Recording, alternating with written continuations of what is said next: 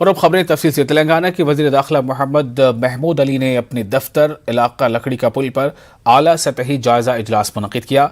इजलास में तेलंगाना वक्फ बोर्ड के chairman Mohammed Salim, chief executive officer Shahnawaz Qasim, GHMC commissioner Lokesh Kumar, Cyberabad police commissioner Stephen Ravinder, Cyberabad DCP Venkateshwarlu और GHMC zonal commissioner Ravi Kumar, Hyderabad और रंगारेड्डी अजला के RDOs के अलावा वक्फ मुलाजमीन और दीगर शरीक थे। वज़ीर दाखिला ने रियासत के वक्फ अमला की बारी बारी जानकारी हासिल की। इन्होंने कहा कि रियासत के औकाफी जायदादों की हिफाजत और गैर मजाज कब्जों को हटाने के लिए हुकूमत काफ़ी संजीदा है। वज़ीर आला चंद्रशेखर राव वक्फ ज़मीनात की हिफाजत के लिए फ़िक्रमंद हैं। Chief executive officer Shahnawaz Qasim ने वक्फ जायदादों की जानकारी दी और कहा कि वक्फ बोर्ड अपनी कारकर्दगी बेहतर तरीके से अंजाम दे रहा है। उन्होंने वज़ीर दाखिला से कहा कि वक्फ बोर्ड में अमले की कमी है। वज़ीर दाखिला मोहम्मद महमूद अली ने कहा कि तेलंगाना हुकूमत वक्फ इमलाक पर गैर मजाज कब्जों को हरगिज़ बर्दाश्त नहीं करेगी। उन्होंने कहा कि वक्फ इमलाक की हिफाजत के लिए तमाम मुतल्लिक़ा महकमा जात, रेवेन्यू, बल्दिया और पुलिस को अहकाम जारी किए जाएंगे और कहा कि वक्फ बोर्ड में स्टाफ की भर्ती के मुतालिक वज़ीर आला से बात करके इस मसले को जल्द ही हल कर लिया जाएगा। इजलास में घोटाला बेगमपेट की वक्फ इमलाक के मुतालिक कानूनी व अदालती तफसीलात भी हासिल की गई।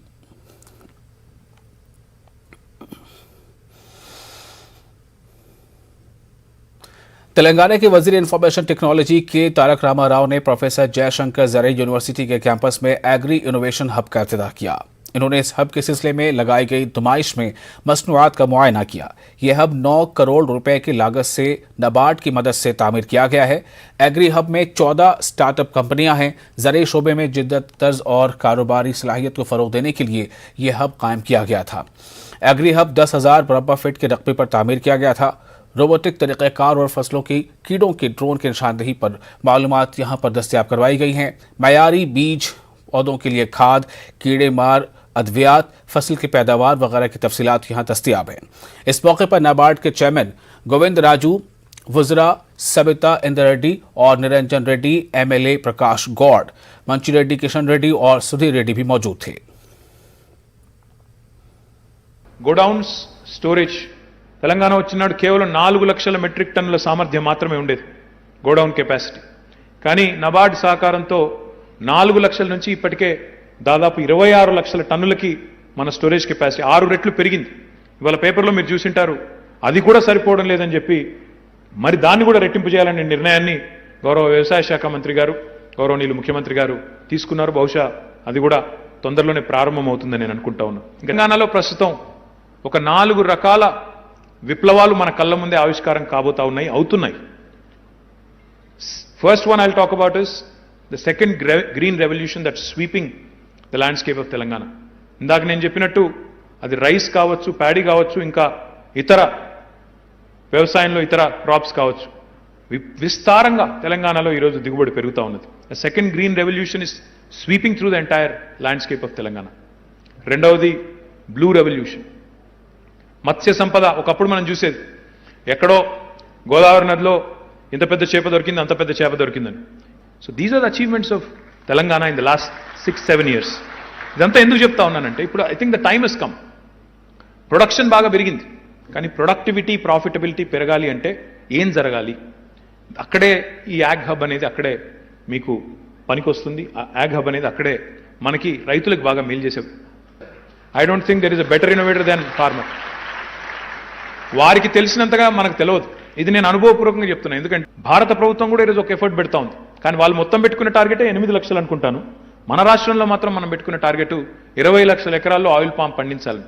దీనిలో ఉద్దేశం ఏంటి? అల్టిమేట్గా రైతుకు దిగుబడి రావడమే కాదు, ప్రాఫిటబిలిటీ పెరగాలి, దానివల్ల పరిశ్రమలు రావాలి, దాంతోపాటు ఉపాధి కల్పన కూడా జరగాలి, మొత్తం భారతదేశానికే మనం ఒక కేంద్రం కావాలి అనే ఆలోచన. అంటే క్రాప్ డైవర్సిఫికేషన్ మనం జరగాల్సిందే. ఆ క్రాప్ డైవర్సిఫికేషన్ జరిగే విధంగా ఈరోజు తెలంగాణలో పరిశోధనలో ఒకవైపు విస్తరణ జరగాలి, ఎక్స్టెన్షన్ యాక్టివిటీ పెరగాలి, దాంతోపాటు రైతుకు అదే రకంగా మనకి ఒక డైరెక్ట్ చర్చ జరగాలి.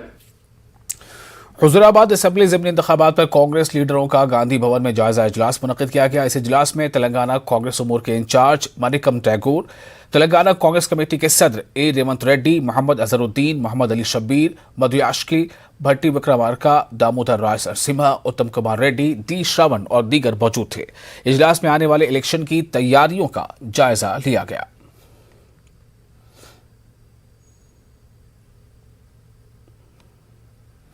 बीजेपी लीडर ई राजेंद्र की यात्रा जिला हनमकुंडा में जारी है। उन्होंने आज कमलापुर मंडल के फंक्शन हॉल में मीटिंग की।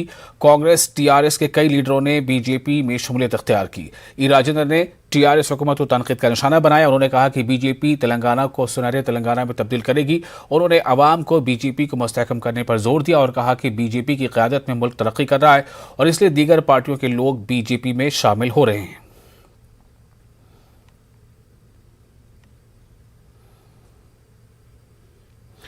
आज़ादी का अमृत महोत्सव तकारीब में मुल्क के पहले वज़ीर आज़म पंडित नेहरू की तस्वीर हटाने पर कांग्रेस लीडर पूनम प्रभाकर ने अफसोस का इजहार किया है। उन्होंने कहा कि मुल्क की आज़ादी की 75 साल नेहरू की तारीख के बगैर मुमकिन नहीं है। उन्होंने मरकज़ी हुकूमत की जानिब से अवामी इदारों को फ़रोख्त करने की मजम्मत की है और 31 अगस्त से 3 सितंबर तक मुल्क भर में कांग्रेस की प्रेस कॉन्फ्रेंस करने का ऐलान किया है। मिलके 75 साल की सेलिब्रेशंस बनाने में लगे हुए सरकार नेहरू जी को ब्लैकशिप करके उसको हटाते हुए, उसको कम करते हुए दिखाने की, उसकी जो योगदान है उसको कम करके दिखाने की कोशिश कर रहे हैं। ये सही नहीं है।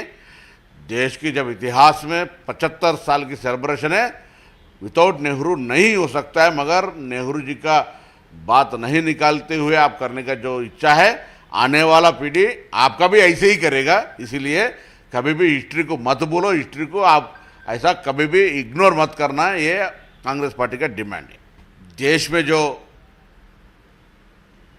पूरा असेट्स को बेचने लगे हुए भारतीय जनता पार्टी का सरकार और जो पीएसयू को बेचने लगे, पूरा पोर्ट को, एयरपोर्ट को, रेलवे सबको बेचने लगने वाला ये सरकार अभी फिर 6 लाख करोड़ का असेट्स को बेचने के लिए जो स्ट्रैटेजी रोड रेल सब ने किया है, इसके ऊपर देश में पूरा जनता को बताने के लिए कांग्रेस पार्टी ने 31 अगस्त से 3 सितंबर तक एक प्रोग्राम पूरा देश की प्रदेशों की हेडक्वार्टर में प्रेस कॉन्फ्रेंस करते हुए जनता को जागृत करने के लिए जो प्रोग्राम है, इससे जनता जानना चाहिए आज की सरकार जो पिछले 70 साल में सरकारों ने बनाई, ये 7 साल में तोड़ के भेजने के लिए लगे हुए, ये बताने के लिए ये काम कांग्रेस पार्टी कर रहे हैं। खबर में आगे बढ़ते हैं। ग्रेटर हैदराबाद म्युनिसिपल कॉर्पोरेशन की खुसूसी मुहिम के तहत अब तक 2500 कॉलोनियों और बस्तियों में 100% वैक्सीन दी गई है। हैदराबाद को मुकम्मल तौर पर टीके वाले शहर में तब्दील करने के लिए मुहिम जारी है। GHMC की हदूद में अहलियत रखने वाले तमाम अफराद को टीका देने का निशाना रखा गया है। ताहाल GHMC के अहदेदारों ने दोनों शहरों हैदराबाद और सिकंदराबाद में 2510 कॉलोनियों को 100% टीका अंदाजी वाला करार दिया है। गुज़िश्ता रोज एक ही दिन में 379 कॉलोनियों में टीके दिए गए। कल एक ही दिन में 38,000 से ज्यादा अफराद को वैक्सीन दी गई। इनमें से 10,000 से ज्यादा कोविड वैक्सीन की दूसरी खुराक दी गई। हुक्काम जरूरत पड़ने पर इस खुसूसी मुहिम में सितंबर के पहले हफ्ते तक तौसी का भी मंसूबा रखते हैं। आशा वर्करों और हेल्थ वर्कर्स की टीमें घर घर जा रही हैं और इन लोगों को टीके देने का इंतजाम कर रही हैं जिनको वैक्सीन नहीं दी गई है।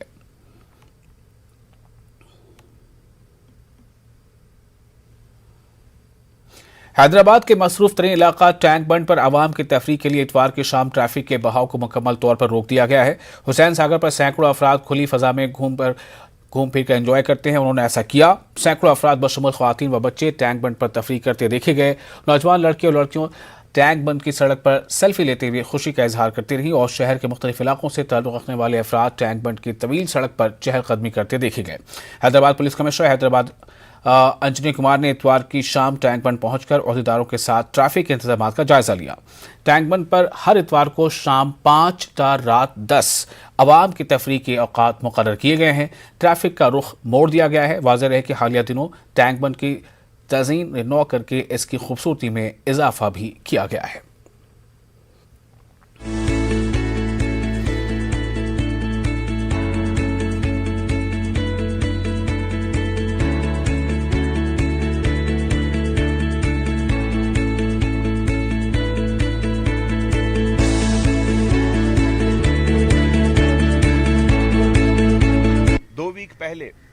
हमारे ऑनरेबल मिनिस्टर के.टी. रामाराव साहब ने एक ट्विटर में कहा था कि अगर हम लोग एक्सपेरिमेंट कर सकते हैं तो करके देखें कि कैसा लगता है अगर हैदराबाद के इस हिस्टोरिकल प्लेस टैंक बंड को नो व्हीकल जोन संडे के शाम को अगर हम लोग करें।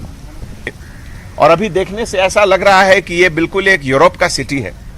ऐसा वाटर फ्रंट, इतना खूबसूरत सड़क ये लोग शिकागो, पेरिस, लंदन में देखते हैं, लेकिन गवर्नमेंट के इनिशिएटिव से ये जो एक ब्यूटिफिकेशन का एक नया लेवल जो हैदराबाद में आया है, बाहर के जो भी टूरिस्ट हैं जब भी हैदराबाद आते हैं तो सब लोग कोशिश करते हैं कि एक बार टैंक बंड आकर देख लें। तो वो लोग अब हैदराबाद आएंगे तो उनको लगेगा कि एक टैंक बंड का ही नहीं, हैदराबाद और तेलंगाना स्टेट का एक नया चेहरा सामने आ रहा है, सुंदर और स्वच्छ, नीट एंड क्लीन। ऐसे मौके पे हैदराबाद सिटी पुलिस के तरफ से हर इंतजामात भी किए गए हैं, जैसे कि she teams, mounted petrol, lake petrol, traffic के लिए अलग से पार्किंग का जगह, डाइवर्शन के लिए पूरे इंतजामात किए गए हैं।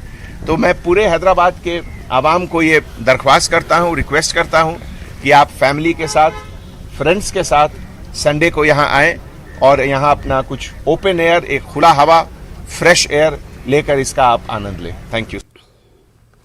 आगे बढ़ते हैं। तेलंगाना के जिला वकाराबाद में 4 दिन के दुल्हन समेत 5 अफराद पानी में बह गए। जिला वकाराबाद के थिब्बापुर की नदी में इतवार की रात एक कार बह गई, जिसमें दुल्हा नवाज रेड्डी, दुल्हन, अपने खानदान, प्रोलिका के दीगर 5 अरकान ये सवार थे। कार के जरिए खानदान रावला मोमन पल्ली से वापस हो रहे थे। पल्ली की नदी को अबूर करने के दौरान इनकी कार पानी में बह गई। पुलिस ने बताया कि इनमें से दुल्हा नवाज रेड्डी और इनकी बहन श्वेता बच गए। पुलिस लापता दुल्हन, प्रोलिका, दूल्हे की बहन राधिमा, ड्राइवर राघवेंद्र रेड्डी और लड़के ईशांत की तलाश कर रही है। बताया जा रहा है कि 26 रोलापल्ली अगस्त को के नवाज रेड्डी और मोमनपेट की प्रोलिका शादी हुई थी और शादी याद रहे कि गुज़श्ता 3 दिन से वकाराबाद में शदीद बारिश का सिलसिला जारी है और पानी नदी के ऊपर से जा रहा है। హెవీ ఫ్లడ్ రావడం వల్ల చెరువు ఓవర్ఫ్లో అయ్యి ఆ రోడ్ డ్యామ్ పైన ఒక 2 మీటర్ల ఎత్తులో వాటర్ ఫ్లో అయింది. ఈ డ్రైవర్ అది గమనించకుండా కారును తీసుకొని పాస్ చేయాలని ట్రై చేసినాడు. కారు కొట్టుకుపోయి వాగులో పడిపోయింది. ఇద్దరు బయటకు వచ్చినారు, ఇద్దరు సేఫ్ ఉన్నారు. ఆ కారులో ఇంకా 4 ఉన్నారు. యాక్సిడెంట్ అయిన ప్లేస్కి 1 కిలోమీటర్ దూరంలో కార్ ట్రేస్ అయింది. ఇప్పుడే దాంట్లో మనుషులు లేరు. సో మనుషులు గురించి సర్చ్ ఆపరేషన్ జరుగుతుంది. టోటల్ 6 మెంబర్స్ ఉన్నారు కారు. వాళ్ళకి రీసెంట్గా పెళ్ళి అయింది. మృత వాళ్ళంతా రావులపల్లి విలేజ్ చెందిన వాళ్ళు. ఇద్దరు అక్కలు ఉండ్రి, నా వెంబడి నా భార్య ఉండే, మా అక్క కొడుకు ఉండే, డ్రైవర్ ఉండే. 6 మందిలో మేము ఇద్దరం బయట పడ్డాం. వాళ్ళు 4 గ్లాస్ తెస్తున్నారు, దాంట్లో నుంచి నీళ్ళు పగిలి వచ్చేసిన. ఇంకా వాళ్ళు ఎట్లొచ్చిండో వాడు ఎట్లొచ్చిండో కూడా నాకు తెలియదు. నేను వెళ్ళిపోయినా, కొట్టుకపోయినా. నేను కూడా సగం దూరం పోయినాక ఏరు పట్టుకుంటే పిలిస్తే వాడు వచ్చిండు. తర్వాతకి వాడు ఎట్లొచ్చిండో. और इसी के साथ फिलहाल वक्त छोटे से ब्रेक का। ब्रेक के बाद खबरें आंध्र प्रदेश से।